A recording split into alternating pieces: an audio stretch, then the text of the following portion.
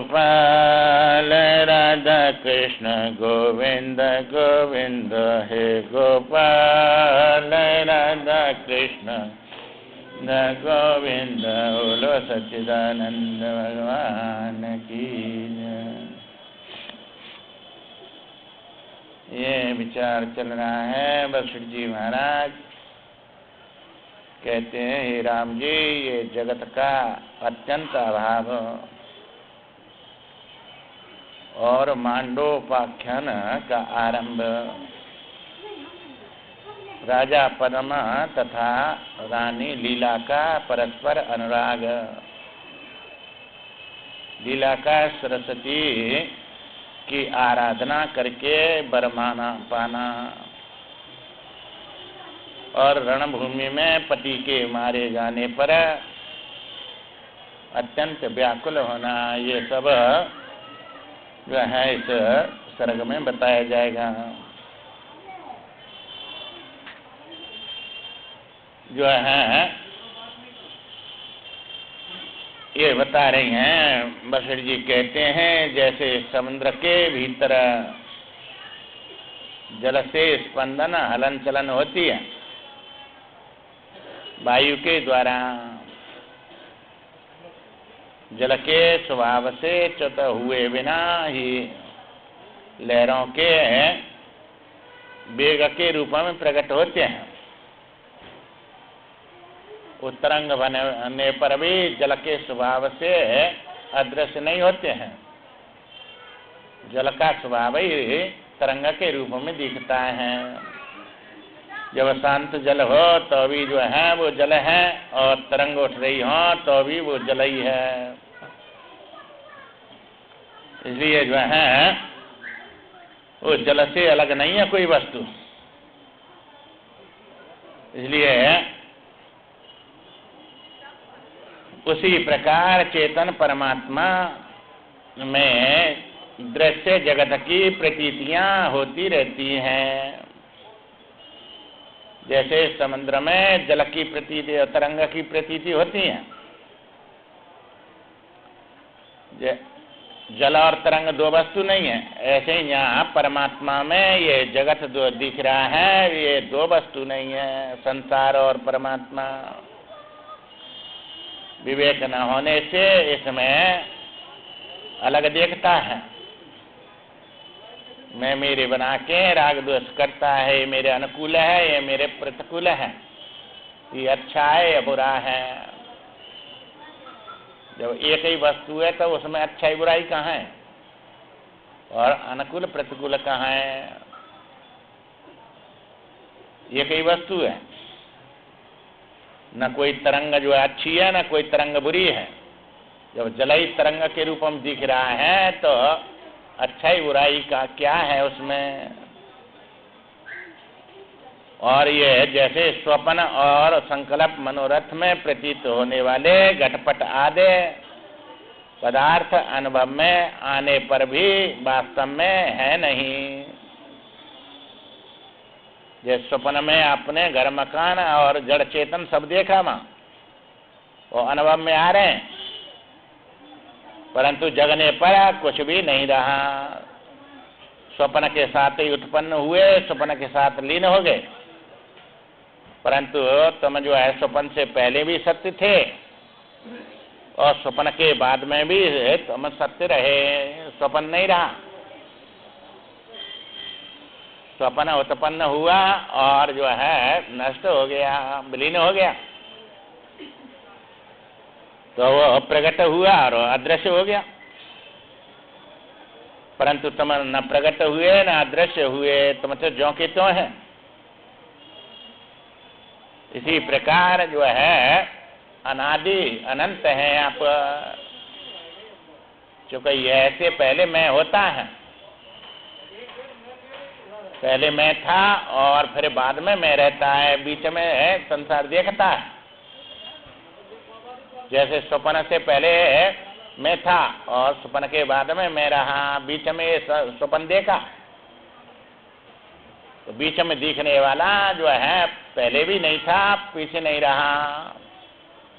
तो स्वप्न से पहले मैं था और पीछे रहा। तो मैं सत्य हूँ और ये दिखने वाला स्वप्न जो है मेरी कल्पनाएं उस रूप में दिखी, वो सत्य नहीं है। घटपट आदि दिखने पर भी ये वास्तव में नहीं है, ये अनुभव में आ रहे हैं तो भी जो है वास्तव में नहीं है। जैसे कल वो दृष्टांत दिया था बाजीगर का, सब देखा परंतु वो जो है कहाँ सब मिथ्या ही दिखाया उसने माया से। उसी प्रकार चेतना आकाश रूपी ब्रह्म परमात्मा में दृष्टिगोचर होने पर भी ये पृथ्वी आदि जगत इंद्रियों के अनुभव में आने पर भी वास्तव में नहीं है। कहते हैं ये दिखता है, सब व्यवहार हो रहा है, मिथ्या कैसे हो जाएगा? तो कल सब व्यवहार हुआ, वो मिथ्या कैसे हो गया बाद में? तो माया से जो वस्तु दिखती है वो मिथ्या होती है।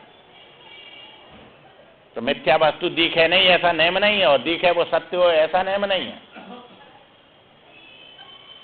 तो ये बात समझ में आ जाए, ये सब स्वप्नवत है, इससे हमारी कोई लाभ हानि नहीं हो रहा है। तो ये हानि लाभ, संयोग वियोग, दुख सुख और जन्म मृत्यु, ये सब लेकर कितना दुखी हो रहा है जीव। ये वास्तव में हो नहीं रहे अपने स्वरूप में, और फिर भी दुखी हो रहा है। देखता है इनको, सबको, इनको सत्य समझता है, इनको स्वप्नवत मिथ्या नहीं मानता। वास्तव में नहीं। जैसे मरुभूमि में सूर्य की किरणों के अंतर्गत दिखने वाले जल की नदी तृष्णा, मृग तृष्णा में कहीं जल का होना संभव नहीं है। मृग भूमि में जो जल दिखता है, सूर्य की किरण उस कण पर पड़ती है चमकने पर, और वही जल के समान सब चमकता है। ऐसा लगता है समुद्र भर रहा है। जहाँ तक दृष्टि जाएगी वहां तक पानी पानी दिखेगा दूर से। और जो वहां रहने वाले समझते हैं वे तो जानते हैं कि ये जल नहीं है, ये धूप है। परंतु मृग जो है दौड़ता है पानी के लिए, वहां जाता है, पर ये नहीं सोचता इतनी दूर आगे यहाँ पानी नहीं मिला तो आगे ये पानी दौड़ता जा रहा है। जहाँ दिख रहा था वहां तो मिला नहीं और आगे चला गया। इसी प्रकार तुम्हारे जीवन का जो सुख है आगे आगे दौड़ता जा रहा है। ये विचार नहीं करता कि इतने जन्म बीत गए, इतनी आयु बीत गई, अब तक सुख नहीं मिला तो आगे क्या मिलेगा। इसमें मिलता तो अब तक मिल जाता, बहुत प्रयत्न किया और ज्यादा शक्ति जवानी में थी। जब जवानी में सुख नहीं मिला तो बुढ़ापे में कहां से मिल जाएगा। दो ही काम किए, सुख मिल जाए दुख चला जाए, ये कभी काम नहीं हुआ। कितना खाया पर भूख नहीं गई, कितना पानी पिया प्यास नहीं गई, कितने सगे संबंधी मिल गए मोह नहीं गया, और बढ़ता ही जा रहा है सब। तृष्णा बढ़ रही है, प्यास बढ़ रही है, मोह बढ़ रहा है और दुख बढ़ रहा है। विचार नहीं करता। उसी प्रकार इस विज्ञान में आकाश स्वरूप जगत में मूर्ति रूप होना कदापि संभव नहीं है। ये मूर्ति रूप में सब दिख रहा है निराकार आकार में, ये आकार संभव नहीं है, निराकार तत्व ही है। पर ये कैसी विचित्र माया है, ये जो है सब कुछ दिखा रही है। अनेक रूप में न होने पर भी सब दिख रहा है। जिसमें मूर्ति रूप का ग्रहण नहीं होता तथा जो संकल्प विकल्प आत्मक नगर के समान मिथ्या है। जैसे मनोरथ करते हैं, नगर बना लेते हैं, उसमें सब देखने लग जाते हैं अपनी कल्पना में, मिथ्या है। उस जगत में जो दृश्यता की प्रतीति होती है वह है मरुभूमि मरीचिका में दृष्टि गोचर होने वाले नदी के समान भ्रांति रूपी है। मरुभूमि में नदी चल रही है ऐसा दिखता है, समुद्र भर रहा है, पानी भर रहा है और इसको पी के प्यास चली जाएगी। जब पानी होता तो प्यास हो जाती, पानी है ही नहीं तो प्यास कहां से बुझाएगा वो। तो समझता नहीं है, जहां प्यास बुझेगी वहां जाता नहीं है।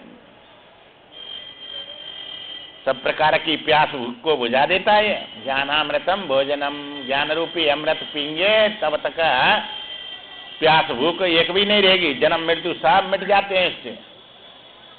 जहाँ पानी है वहां प्यास बुझाने के लिए आता नहीं, जहाँ पानी नहीं है वहां प्यास बुझाने के लिए दौड़ रहा है। और परिश्रम के सिवाय कुछ भी जीवन में हाथ नहीं लगाता है। अंत में बड़े सिर धोने के जाता है, फिर सो परत्र दुख पावई, सिर धोने धोने पछता है। और फिर काल है, कर्म है, ईश्वर है, मिथ्या दोष लगाए। सबको मिथ्या ही दोष लगाता है। ये ईश्वर ने ऐसा कराया, काल से ऐसा हुआ, कर्म था ऐसा, ये सब जो है झूठे ही दोष लगाता है परमात्मा को। जगत का जो दर्शनीय सादृश्य वैभव है उसे साक्षीभूत चेतनमयी तराजू के एक पल्ले में रखा जाए। ये जो दृश्य दिख रहा है बड़े लाभ दिख रहा है, इसमें हम बड़े करोड़पति हैं, बड़ी फैक्ट्री चल रही है, इस सबको एक तराजू में रखो। और दूसरे तरफ उस स्वप्न को रखो जो देखा था, और सपन से इसको तोलो, बराबर करो। तो सार का विवेचन करने वाली बुद्धि रूप कांटे से यदि तोला जाए तो वह दृश्य वैभव स्वप्न की भांत कलह न रहत असत्य होकर आकाश की भांत शून्य ही अथवा चेतना आकाश ब्रह्म रूप में ही स्थित होता है। या तो इसका अभाव करके शून्य हो जाएगा, या फिर परमात्मा दृष्टि है तो वो चेतन परमात्मा ही सिद्ध होगा, सत्य सिद्ध होगा। वो सत्य शून्य रूप में दिखता है और शून्य आकार में दिख जाता है। शून्य माने अज्ञान, अज्ञान का कार्य है, ये सब आकार में दिख रहा है। और ये जब सो जाते हैं तो शून्य हो जाता है सब। पर शून्य को तुम देखने वाले हैं, तुम शून्य नहीं है। शून्य को भी देखा, अभाव को, भाव को भी देख रहे हैं। जग गए तो ये भाव हो गया, सो गए तो अभाव हो गया। तुम भाव अभाव नहीं है, इनको देखने वाले हैं। ये बार बार समझा रहे हैं ये। इसलिए जो है वहां परमात्मा के सिवाय दूसरा कुछ भी सार नहीं निकलता है, या फिर शून्य। अज्ञानियों को जो समझ है उसी में जगत शब्द का ब्रह्म से भिन्न अर्थ भाषित होता है। जो अज्ञानियों की समझ है ये तो इसको ठोस सत्य मानते हैं। उनको कैसे भी समझाओ, ये कहेंगे सब प्रत्यक्ष दिख रहा है, ये सब है, और कहते हैं कि है ही नहीं, ये समझ में नहीं आता। वास्तव में जगत ब्रह्म और आत्मा, इन दोनों शब्दों में अर्थ में कोई भेद नहीं है। ब्रह्म को चाहे आत्मा को, इनमें कोई भेद नहीं है। अब आत्मा को अलग करता है देखने वाला, और ब्रह्म को दिखने वाला समझता है वो ब्रह्म दिख रहा है, हम देख रहे हैं, तो भेद कर दिया, अलग अलग कर दिए दोनों। तो ब्रह्म को जो है सत्य समझता है, अपने को मरने वाला समझता है, असत्य। इसलिए जीने के लिए बहुत प्रयत्न करता है। 60 हजार वर्ष तपस्या करता है, अमर हो जाऊं, तो भी पेट फटता है अंत में। कहाँ अमर हुआ? हिरण्यकश्यप ने करी कि नहीं तपस्या? और किसके लिए करी अमर की? या शरीर को लेकर शरीर से अमर हूं? और तपस्या मत करो जब भी जीव का अमरता है, बिना ज्ञान के मरेगा ही नहीं। तो जीव तो कभी मरता नहीं, अमर ही है वो तो। और शरीर किसी का बचा नहीं आज तक, चाहे ईश्वर राम रूप में आवे, चाहे कृष्ण रूप में आवे, चाहे किसी भी ब्रह्मा विष्णु महेश के रूप में दिखे, वे सब नाशवान है, अमर तो कोई है ही नहीं। तो इन शरीरों को मर को अमर करना चाहता है, रात दिन उसी के लिए कर रहा है। जितना भी चेष्टा करता है बस मैं मरूं नहीं,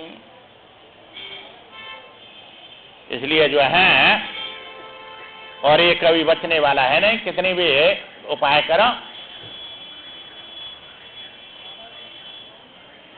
नाम और रूप से रहित चेतन ब्रह्म ही ज्यों का त्यों निर्विकार भाव से विराजमान है।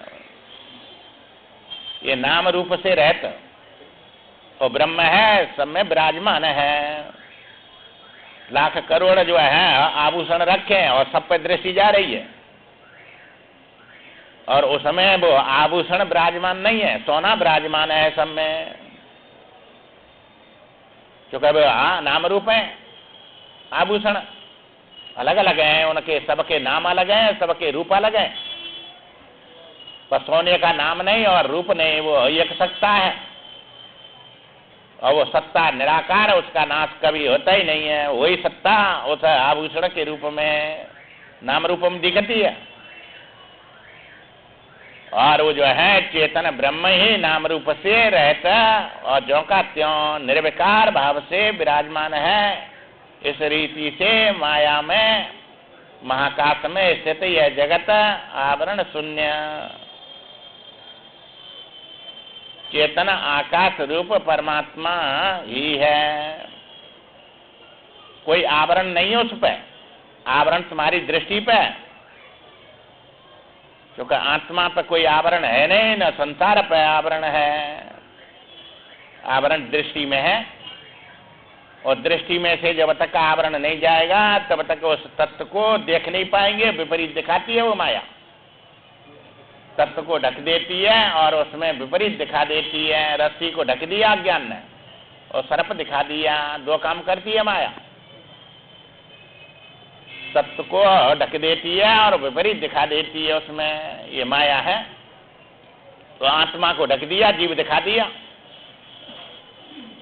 और देखने वाला जीव जो है शरीर को मैं समझता है, जीव भी जो है अपने या शरीर को ही मैं मानता है। इसलिए ये सब माया ने दिखा दिया। माया में आकाश में स्थित है यह जगत आवरण शून्य है, चेतन है, और वो परमात्मा ही है। इस विषय में मांडवोपाख्यान सुनाया जाता है, जो कानों के लिए आभूषण रूप है। तुम ध्यान देकर सुने उसे। श्री राम जी पूर्व काल में इस भूतल पर पद्म नाम से प्रसिद्ध एक राजा था। अब वो राजा जो है अपने कुल रूपी सरोवर में प्रफुल्ल कमल के समान शोभा पाता था। जैसे सरोवर में कमल खिलता है, बड़ी शोभा होती है, ऐसे ही उसके जो है कुल में अपने में कमल के समान खिला हुआ। सब प्रकार से जो है वे राज लक्ष्मी से संपन्न थे। उनके घर में कोई धन की संपत्ति की कोई कमी नहीं थी। अनेक पुत्रों से युक्त थे और बड़े विवेकशाली थे, ज्ञानवान थे, विवेकशाली थे। क्योंकि जहाँ सतोगुण होता है वहाँ विवेक रहता है, और जहाँ तमोगुण होता है वहाँ अविवेक रहता है। ऐसे राजा थे वे। ये मर्यादा का पालन करने में समुद्र के और दोष रूपी तनकों को जला डालने के लिए अग्नि के समान थे। ये अपनी मर्यादा को तोड़ देता है जीव, और मर्यादा तोड़ दिया तो बस जो है बड़ा इसको दुख उठाना पड़ता है। और दोष रूपी तनकों को जलाता नहीं है, और वे तनके जो है दोष रूपी बड़े भारी दुख देंगे। अब ये कथा इनकी इसलिए सुनाई जाती है, ये गुण जिसमें हैं वही गुण अपने में आने चाहिए। अपने कुल में कमल के समान खिलना ये शुभ कर्मों से और इन गुणों से ही खिलेगा वो। तो अब गुण उसके मुरझा जाता है, वो कालमा आती है, और जो है सदगुणों से प्रकाश आता है। तो अपने अंदर सदगुण आने चाहिए। जहाँ सुमतिता संपत्ति नाना, जहाँ कुमतिता विपत्ति निधाना। जहाँ कुमति है वहाँ अवगुण आएंगे और बड़ी बड़ी विपत्ति आएंगी उसके पास में। बाबा कुमति में संपत्ति समझता है परंतु आएगी विपत्ति, और सुमति में जो है विपत्ति समझता है पर आएगी संपत्ति। अनेक प्रकार के सुख आ जाएंगे उसके पास में। इसलिए तिनकों को जो है दोष रूपी तिनकों को जलाओ अपने अंदर। तिनकों आएंगे और तुम अग्नि के समान है, तुम्हारे में सब भस्म हो जाएगा। ज्ञान अग्नि भस्म कर्माणा, ज्ञान स्वरूप है तुम्हारे सामने, तो कोई आ ही नहीं सकता है, सब भस्म हो जाते हैं। इसलिए अपनी शक्ति को पहचानो, इन दोषों को जलाओ और मर्यादाओं का पालन करो। इसलिए काम क्रोध लोभ मोह ये जो है इसका निषेध नहीं है शास्त्रों में किसी का, सब काम करने। ये तो तुम्हारे अधिकार में नहीं है, उनको करते उनका निषेध आएगा। मोह भी करना है अपने परिवार में, काम भी अपने वंश परंपरा चलानी है, सब क्रियाकर्म करने। लोभ भी करना है, क्रोध भी करना है। कोई आके घर में घुसेगा तो क्या कहेंगे कि भगवान रह जा तू, और भगवान निकाल दो, उसको घुसा दो। क्रोध करना पड़ेगा। सोचिए प्रश्न, अकारण क्रोधी, अकारण क्रोध का नाम जो है शोचनीय बनता है, पाप बनता है। तो कारण से क्रोध भी करना है, कारण से जो है काम भी करना है, लोभ भी करना है, सब काम करने। इसलिए जो है ये इनका निषेध नहीं है, अपने जो है उसमें रहकर मर्यादा में ये सब काम करने हैं। जैसे मेरु पर्वत देवताओं का आश्रय है, वैसे ही वे विद्वानों के समुदाय को आश्रय देने वाले थे।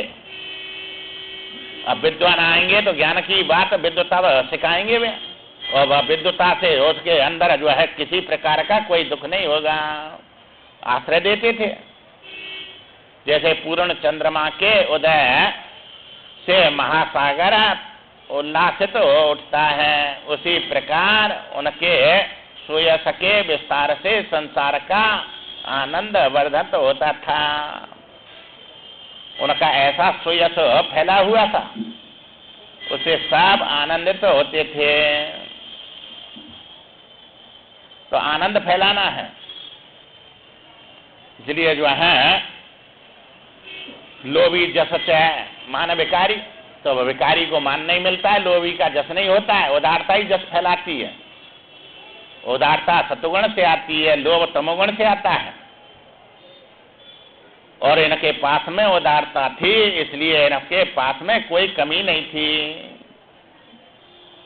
सब प्रकार के उससे जो है, जैसे चंद्रमा से समुद्र बड़ा उल्लासित होता है, तट को पार कर जाता है, उमड़ता है, ऐसे ही उनका जो है यश फैला हुआ था। संसार का आनंद वर्धन होता था। वे सद्गुण रूपी हंस के समान मानस सरोवर के समग्र भूमि में शत्रु रूपी झाड़ियों को कंपित कर देने वाले प्रचंड पवन थे।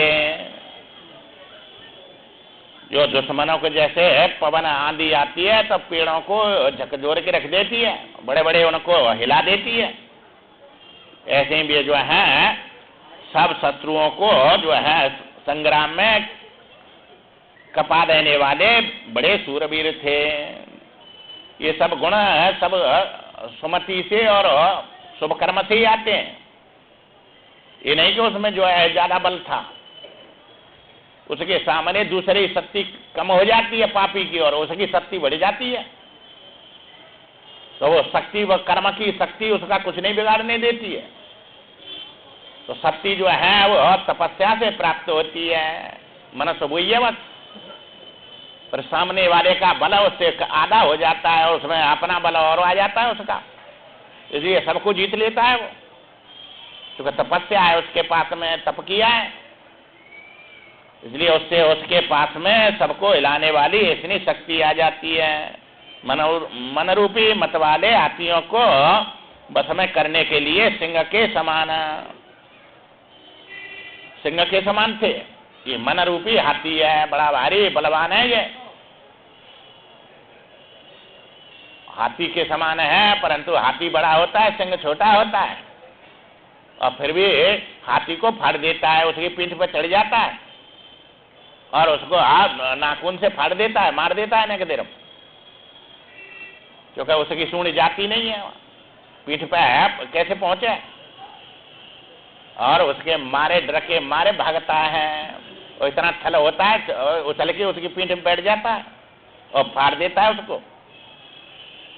ऐसे जो है सिंह के समान थे, समस्त विद्यारूपी वनिताओं के प्रण वल्लभ थे, जितनी भी विद्या हैं उनके सबके पति थे, और संपूर्ण आश्चर्य में गुणों की खान थे। देवद्रोही दैत्यों के सैन्य समुद्र को मथ डालने वाले शोभाशाली मदराचल थे।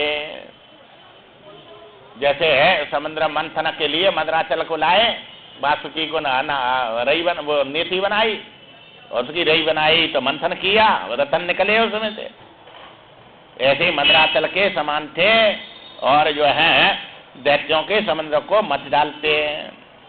ये दैत्य सब अपने अंदर भर रहे हैं, कोई बाहर की कथा नहीं है, ये सब ऐसी शक्ति आएगी और ऐसे गुण आएंगे तब उस शक्तिशाली परमात्मा की प्राप्ति होती है, तब मुक्ति होती है। भगवान विष्णु के समान साहस और उत्साह से संपन्न थे। जैसे विष्णु भगवान को कोई जीत नहीं सकता, ऐसा साहस है उनके अंदर और बड़ा उत्साह है। सौजन्य रूपी कुमुदिनी के विकास के लिए शीतरश्मि चंद्रमा थे। ठंडियों के दिनों में जो है कमल बड़े भारी चंद्रमा को देखकर खिल जाते हैं और बड़े शोभा पाते हैं, ऐसे वे चंद्रमा के समान थे। दुराचार रूपी विषकी बेलों के भस्म करने के लिए दधकती हुई आग थे। ये दुराचार अपने अंदर जो आ जाते हैं उनको जो है अग्नि के समान सबको भस्म कर देते, किसी को नहीं आने देते। ऐसे है गुण संपन्न राजा। पद्म की जो है पत्नी का नाम लीला था, वह बड़ी सुंदरी थी तथा सब प्रकार के सौभाग्य से संपन्न थी। लीला भूतल पर प्रकट हुई लक्ष्मी के समान शोभा पाती थी। पति सेवा के जितने प्रकार हो सकते हैं उन सब में निपुण थी और मनोरमा बढ़ाती थी, राजा की सब प्रकार से प्रसन्न रखती थी अथवा सबके अनुकूल बर्ताव करने के कारण वह सभी को प्रिय लगती थी। सबके अनुकूल, सबको जो है किसी को दुख न देना, ऐसी उनकी पत्नी थी। ये सब अपने अंदर किए ऐसे गुण वाला जो है जीव है ये राजा पद्म, और ये ऐसी बुद्धि है कि ये गुण वाली लीला, ये बाहर की कथा नहीं है, सब अपनी है। ये सब वशिष्ठ जी सुना रहे हैं ये रूपक बना के और उनको जो है समझा रहे हैं अपने अंदर चुका है। कथा से अपना लाभ करना है। ये पद्म की और लीला की कथा सुनने से पुण्य तो होगा, समझ में आ गई तो ये अपनी कथा समझेंगे तो मुक्ति प्राप्त हो जाएगी। सब ये गुण लाने और ऐसी बुद्धि अपनी पत्नी, जीव की पत्नी जो है बुद्धि है, और ये सुमति और कुमति दो प्रकार की बोली जाती है। तो ये सुमति थी लीला, इसलिए जो है अथवा सबके अनुकूल बर्ताव करने के कारण वह है सबको प्रिय लगती। ऐसी बुद्धि जब सबको प्रिय लगती है, जो है सबके अनुकूल व्यवहार करें, वह सदा मीठे वचन बोलती थी और आनंद मगन होकर मंद मंद गति से चलती थी। जब वह मुस्कुराती उस समय ऐसा लगता मानो दूसरे चंद्रमा उदय हो गए। ऐसे गुण ही भी सुंदरता आ जाती है। सब कैसा भी हो उसमें ये गुण आ गए तो अपने आप बड़ा सुंदर दिखता है। उसके अंग गौर वर्ण के थे, क्योंकि कादमा थी नहीं उनमें। सुबह पति की प्राण बल्लवा लीला राजा के खिन्न होने पर खिन्न हो उठती, उसके प्रसन्न होने पर आनंद मगन हो जाती थी। अब ये जो है जब वे किसी चिंता से व्याकुल होते तब वह भी चिंता के कारण घबरा उठती थी। इस प्रकार सारी बात में वह पति का प्रतिबिंब थी।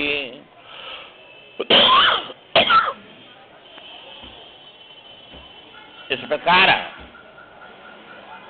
उसका अनुकरण एवं अनुसरण करती थी पति का। ये पति का अनुसरण, पति जो है जीव स्वभाव से शुद्ध है, चेतन अमल सहज सुख राशि। जब पति का अनुसरण करती है बुद्धि तो सब गुण आ जाते हैं।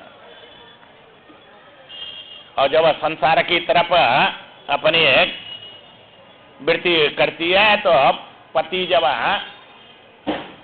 बुद्धि का अनुसरण करता है तो सब दोष आ जाते हैं। बुद्धि के हंसने से हंसता है, बुद्धि के रोने से रोता है, उसके दुखी होने से दुखी हो जाता है। तो ये सब जो है बुद्धि का अनुसरण करेगा या बुद्धि उसका अनुसरण करती है,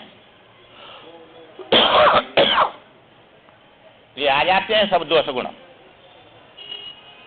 इसलिए बुद्धि को स्वच्छ होगी तो परमात्मा से एक लगेगी। क्योंकि बुद्धि जो है ये पत्नी है, और पत्नी जो स्त्री होती है, लड़की होती है, पिता के न्याय या गुरु के न्याय सुरक्षित रहती है, पति के न्याय या पिता के न्याय। और जो है इन दोनों से अलग होके वो जो है स्वतंत्र भय बिगड़े नारी, जिम स्वतंत्र भय बिगड़े नारी। इसका गुरु जो है पिता है गुरु, और पति है भगवान।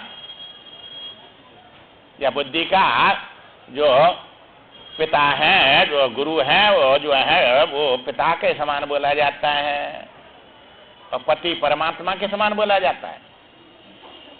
तो गुरु के अनुसरण से, पिता की शिक्षा से, और पति का अनुसरण करती है, पति के वहां रहती है, इसलिए सुरक्षित रहती है।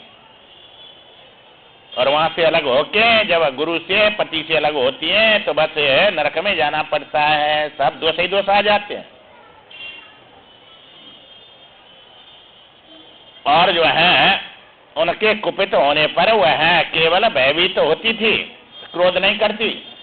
जब उनका पति क्रोधित हो जाता है तो भय लगता है उसको, हमसे क्या गलती बन गई, और अपनी गलती सुधारने के लिए उनकी बड़ी प्रार्थना करती, समझाती थी। हे रघुनंदन, लीला अपने पति की अनन्य प्रिया एकमात्र बल्लवा थी। ऐसी पत्नी से पति क्यों नहीं प्यार करेगा, वो भी उससे प्यार करता है। अथवा उसका अपने प्रति पति में अनन्य अनुराग था। ऐसी भार्या पति महाराज पद्म के भूतल की जो है अप्सरासी मनोहर अपनी उस प्रियसी के साथ स्वाभाविक प्रेम रस का आस्वादन करते हुए व्यवहार किया करते थे। इस प्रकार सुख में पली हुई राजा की वह प्राणनी और प्रियतमा सुंदर भाव वाली और शुभ संकल्प से संयुक्त होने वाली लीला ने एक दिन मन ही मन विचार किया कि ये मेरे जो प्राण बल्लभ पति हैं, वे अधिक प्रिय पति देव पृथ्वीनाथ महाराज जो जवानी के उल्लास से परिपूर्ण और परम कांतिमान है। ये किस उपाय से अजर अमर हो जाए, ऐसा विचार किया। क्योंकि अपनी प्रिय वस्तु होती है, उससे प्रेम सब करते हैं, और ये हमारी बनी रहे, वैसे इससे हम अलग नहीं हो। अब उन्होंने जो है ये हमारे पति और जो है अमर हो जाए, ऐसा उन्होंने विचार किया। किस उपाय से अजर अमर हो सकते हैं? मैं तप जप और यम नियम आदि चेष्टाओं से ऐसा प्रयत्न करूं जिससे ये चंद्रमा के समान मनोहर मुख वाले राजा अजर अमर हो जाएं। पहले मैं ज्ञान तपस्या और विद्या में निपुण बड़े ब्राह्मणों से पूछती हूँ कि कौन सा उपाय है जिससे मनुष्य की मृत्यु नहीं होती। ऐसा विचार करके उसने पूर्वोक्त गुण वाले ब्राह्मणों को बुलवाया और उनसे जो है बड़ी भारी पूजा किया उनकी, और पूजा करके नमस्कार करके और बारंबार पूछा, हे विप्रगणों, मुझे और मेरे पति के अमरत्व कैसे प्राण हो सकता है? ये कोई उपाय बतलाओ। पति अमर हो जाए और मैं भी अमर हो जाऊं, अमरत्व कैसे प्राप्त हो? ये जब ब्राह्मणों से पूछा तो उन्होंने कहा, हे देवी, तप जप और यम नियमों का पालन करने से सिद्धों को की समस्त सिद्धियां प्राप्त हो सकती हैं। तपस्या करेंगे, जप करेंगे, यम नियम आसन प्राणायाम, ये सब योग सिद्धियों के द्वारा तुम्हारी सिद्धियां प्राप्त हो जाएंगी। जो चाहेंगे वो सिद्धि प्राप्त हो जाएगी, परंतु उनसे अमरत्व कदाप नहीं मिल सकता। तपस्या करने से सिद्धियां तो खूब आ जाएंगे, वैभव संसार के खूब मिल जाएंगे, पर अमर होना चाहे तो वो अमरत्व नहीं प्राप्त होगा। उसके लिए तो अमरत्व के लिए ज्ञान चाहिए,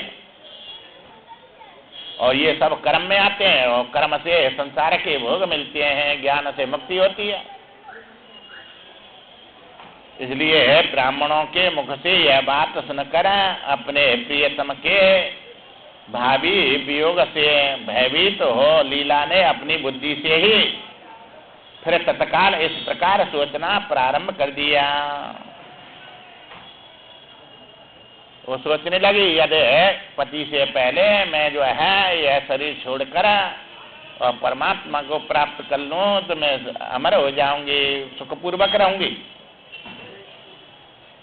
किंतु ये देववत मेरे पति ही मेरे से पहले चले गए, तो अब मेरा जो है फिर ऐसा दुख होगा। इसलिए जो है ये एक सहस्त्र माने 100 वर्ष की आयु है सबकी, उसके बाद सब जाना पड़ता है। अब 100 वर्ष की आयु स्वभाव से सबकी, मच्छर भी 100 वर्ष जीता है, पर उसके 24 घंटा में 100 वर्ष हो जाते हैं। और ब्रह्मा के भी 100 वर्ष की आयु है, और के जो है ये 1000 बार युग बीतते हैं तब एक दिन होता है। तो ये उनके अनुसार सबकी 100 वर्ष की आयु है। इसलिए कोई पहले चला जाता है तो उसकी आयु मनुष्य की पहले जन्म में बीत रही है वो 100 वर्ष। इसलिए जो है उसके 100 वर्ष 50 साल में ही हो जाते हैं, ऐसा उनका नेम है। 100 वर्ष तक इस शरीर में रहेगा, सब में 100 वर्ष की आयु है। इसलिए उन्होंने सोचा कि भाई जो है ये 100 वर्ष बीतने पर इनकी मृत्यु हो गई तो मेरे को बड़ा दुख होगा। इसलिए मैं ऐसा यत्न करूं, पहले मेरे पति ही चल बसे तो मैं ऐसा प्रयत्न करूंगी जिससे जो है उनका जीव घर से बाहर न जा सके। फिर तो मैं उन अपने अंतःपुर के मंडप में ही, जहाँ मेरे वे पति देव जीव विचरता रहेगा, पति के दृष्टि पथ में रहकर सदा सुखपूर्वक निवास करूंगी। ये उसने सोचा।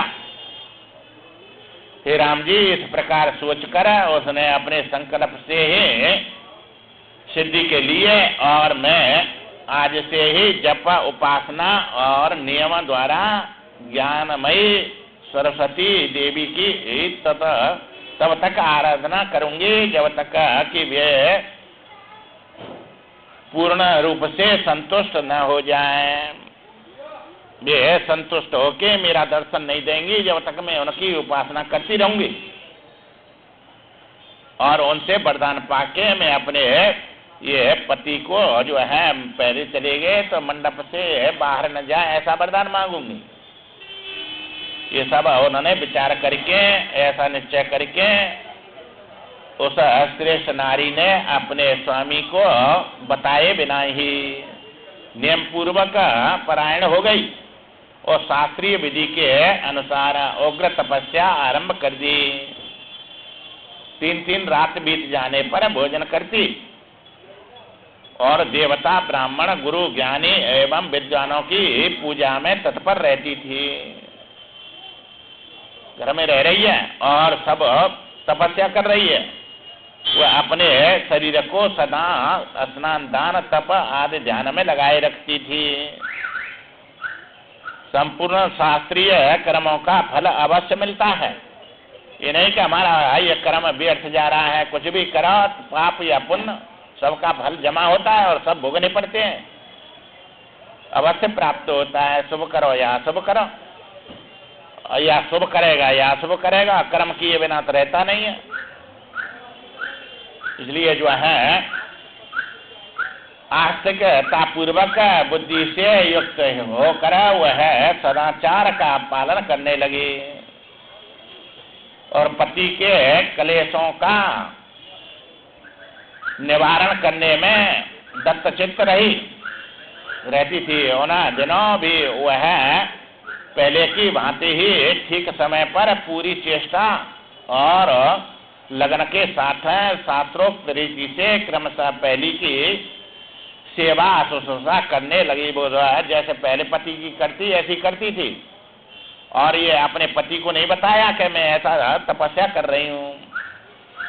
पति को संतोष रखती थी। अपनी वर्तमान स्थिति का उसने पति को पता नहीं चलने दिया कि मैं ऐसा जो है तप कर रही हूँ और ये सब मैं भगवान से कुछ मांगना चाहती हूँ, ये कुछ नहीं बताया। उनको पता भी नहीं चला कि ये भूखी रहती है कि प्यासी रहती है। 3 रात में खाती और तपस्या में और उनमें लगी रहती, सब अपना जीवन उसी में लगाती, पूजा पाठ में और स्नान में और दान में, पुण्य में।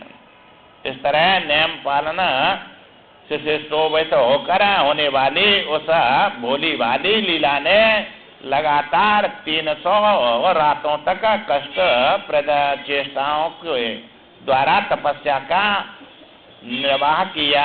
300 रात बीत गई ऐसे तपस्या करते हुए। माने 1 साल में थोड़े दिन कम होंगे, साल भर तक करती रही और उन रातों को व्रतों की पूर्ति हो जाने पर उसके द्वारा पूजित और सम्मानित हो गौरवर्ण भगवती बागेश्वरी सरस्वती संतुष्ट हो उसके सामने प्रकट हो गई। अब तपस्या करते हैं तो देवता को आना ही पड़ता है। तुम्हारी जो है सच्ची विश्वास है, श्रद्धा है तो देवता आकर और जो मांगते हैं वो आना ही पड़ेगा, देना ही पड़ेगा उसको। कर्म कभी जो है व्यर्थ नहीं जाता है, सब पूरा होता है। सरस्वती संतुष्ट होकर उसके सामने प्रकट हो गई और बोली, सरस्वती ने कहा, बेटी तुमने जो निरंतर ये तपस्या की है वह तुम्हारी पति भक्ति के कारण अधिक उत्कर्षशालिनी हो गई है। चूँकि तुमने अपने पति के लिए और जो है ये तपस्या करी है, उसके कारण जो है ये और ज्यादा शक्तिशाली बन गई। उसमें मैं तुम पर बहुत प्रसन्न हूँ, संतुष्ट हूँ। अतः तुम मुझसे कोई मनोवांछित वर ग्रहण कर लो। अब ये कर्म किए बिना कुछ मिलता नहीं है, और जो चाहिए वो कर्म से ही मिलता है। तो ये तपस्या करी और जो चाहती है वो वरदान मांग रही है। इसलिए जो है संसार चाहिए तो कर्म करो, और मुक्ति चाहिए तो उसके लिए ये ज्ञान प्राप्त करो। दो ही बातें हैं, सुख की मिले हरे भक्त बिना, गुरु बिना होए न ज्ञान, ज्ञान की होए वैराग बिना। संसार से वैराग है तो मुक्ति प्राप्त होती है, और संसार में राग है तो भक्ति से वस्तु प्राप्त होती है। इसलिए माता ने जब ये प्रकट होके बोली कि तुमने बहुत तपस्या किया है, मुझसे वरदान मांगो। रानी बोली, देवी आप जन्म और जरा रूपी अग्नि की ज्वाला से उत्पन्न दाह रूपी दोष का शमन करने के लिए चंद्रमा की प्रभा के समान है। आपकी जय हो। आप हृदय की अज्ञान अंधकार को राशि का निवारण करने के लिए सूर्य देव के समान है, तुल्य है। आपकी जय हो। हे अम्बे, हे माता जगदम्बे, इस दीन देव सेविका का आप जो है संकट से उद्धार करें। हे माता, मैं आपसे दो वरदान मांगती हूँ, उसे जो है मुझे देने की कृपा कीजिए। उनमें पहला वर तो यह है कि जब मेरे पति देव का शरीर छूट जाए तब उनका जीव मेरे इस अंतःपुर के मंडप के बाहर न जाए।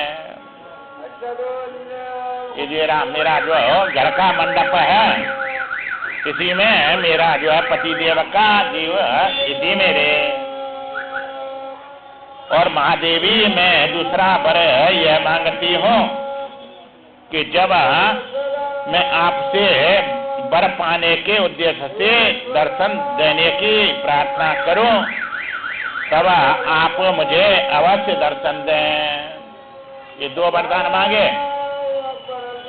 एक तो मेरे पति का आप जीव जो है या मंडप से बाहर नहीं जाए, और दूसरा मैं जब चाहूं तब ही आपसे वरदान मांग लूं, जब याद करूं जब ही आप प्रकट हो जाए। ये बात जो है माता सरस्वती से और लीला ने मांगी। ये बात सुनकर और सरस्वती माता ने कहा कि ठीक है, तुम्हारी ये दोनों कामना होंगी, तुम्हारी अभिलाषा पूर्ण होगी। ऐसा कहकर और जो है सरस्वती माता वहां से जो है ठीक वैसे ही जैसे महासागर में लहर उत्पन्न होकर और अदृश्य हो जाती हैं, इसी प्रकार माता अदृश्य हो गई और जो है वहां से लीला बड़े अपने मनोरथ को प्राप्त करके बड़े सुख से रहने लगी। और आगे क्या होता है ये कल बतला। श्रीमन नारायण।